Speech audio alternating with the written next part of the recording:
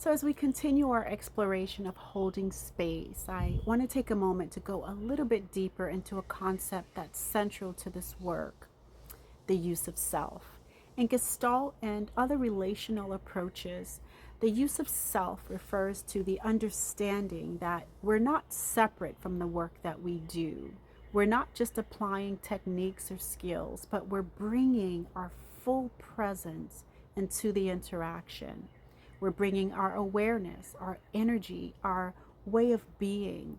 All of that becomes a part of the process.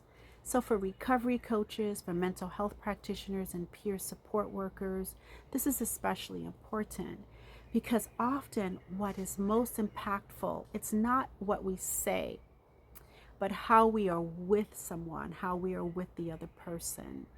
The use of self invites us to become more aware of our internal state, our thoughts, our emotional responses, our bodily sensations, as we're in relationship with other people. It also asks us to be intentional, to notice when we feel that urge to fix, to advise, to direct, and then to pause, because when we're not aware of ourselves, we can unintentionally shape the interaction in ways that might actually limit the other person's process. But when we are grounded in awareness, when we're present, when we're intentional, when our presence becomes supportive rather than directive, it creates space rather than closing it.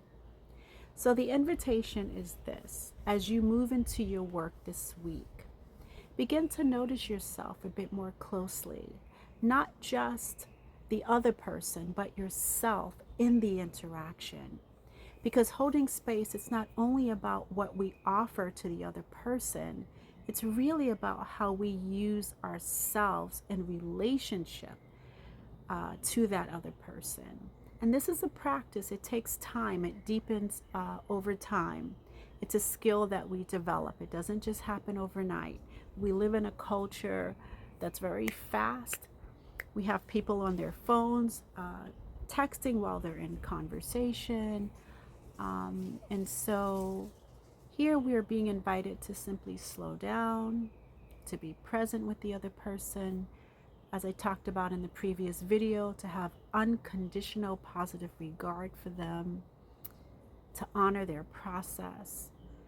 And that means really showing up, being aware of how we are arriving into that space and how we are using ourselves in the facilitation of our coaching and our work.